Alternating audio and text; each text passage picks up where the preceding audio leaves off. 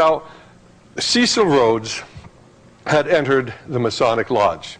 And when you enter the Masonic Lodge and take the first introductory pledges, first of all, they blindfold you, they put a noose around your neck, they bare your left chest, you roll up your left pants leg, take off your left shoe, kneel before the altar, and of course then you take these horrible oaths where you swear, if you ever reveal anything that you have heard, why in the first degree, why they tear out your tongue, cut your throat, bury you in the sands of the sea up to the level of your neck at low tide, so when the tide comes in, you're dead if you're not already dead. Second degree, of course, they cut out your entrails and burn them and feed them to the birds of the air. Third degree, they cut out your heart. I mean, it's by the fourth degree, things are really pretty bad. Adult men swear these oaths, but what you have to understand is that as you're kneeling blindfolded before the altar, before a Bible, the Holy Bible, the worshipful master asks you, what do you desire?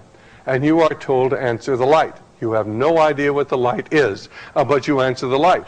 In the second degree, you're told to ask for more light. And the third degree, you want even more light.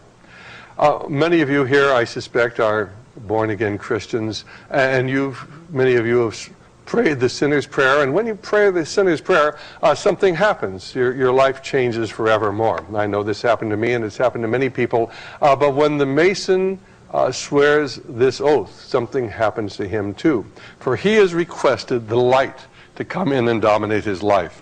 Now this is Albert Pike, the leading Masonic philosopher of the last century, and in his book Morals and Dogma, which was given to every Mason who advanced through the degrees up until 1974, this was the Masonic Bible.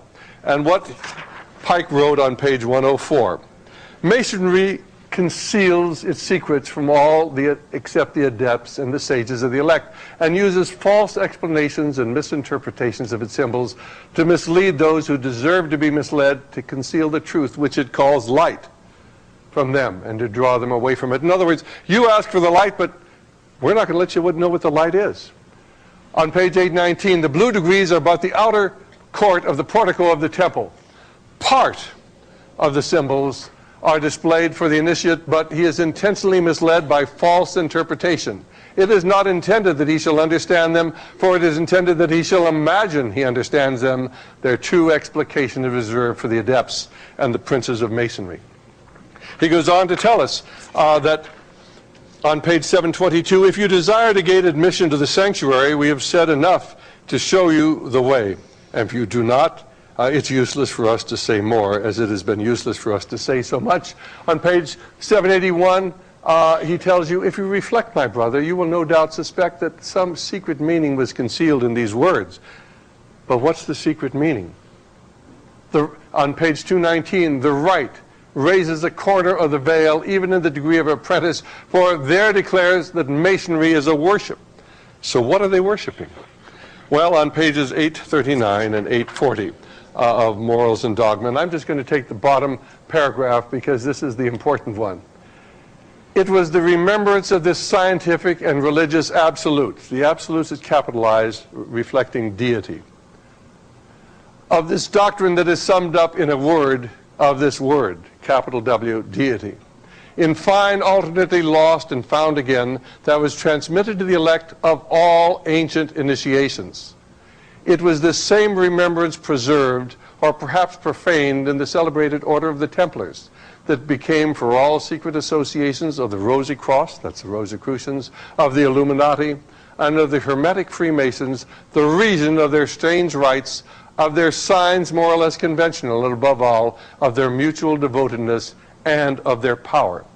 In other words, if you get into these things, you will get power, power that you cannot believe.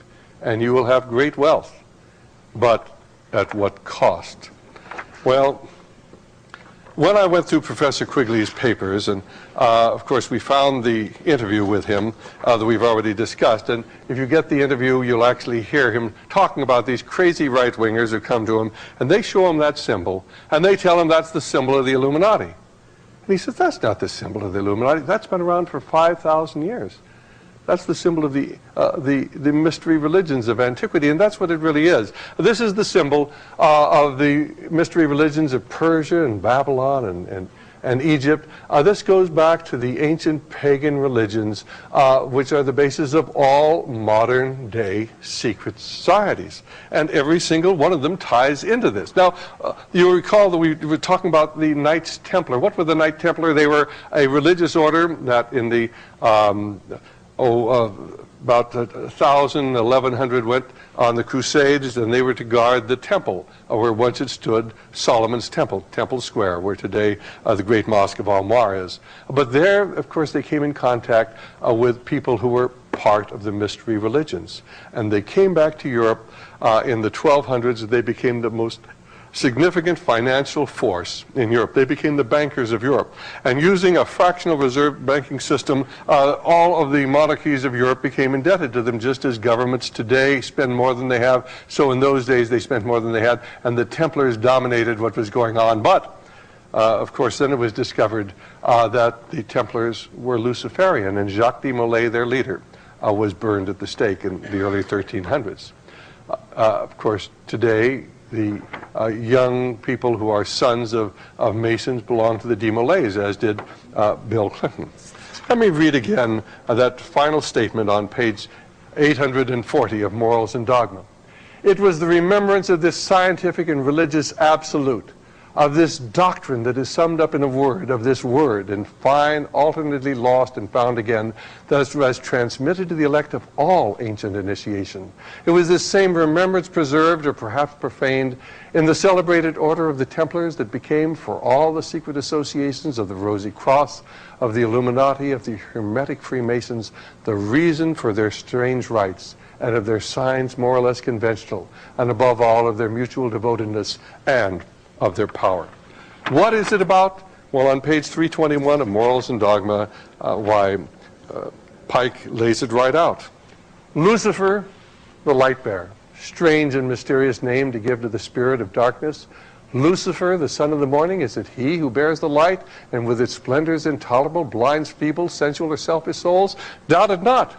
Why, it's simply Luciferianism. If you read Manly P. Hall's book, The Lost Keys of Freemasonry, he's very, very clear what it's about. When the Mason learns that the key to the warrior on the block is the proper application of the dynamo of living power, he has learned the mystery of his craft. The seething energies of Lucifer are in his hands. That's what it's all about. It's Luciferianism, and manifested in every aspect of our society today. Little wonder they want to take God out of our schools.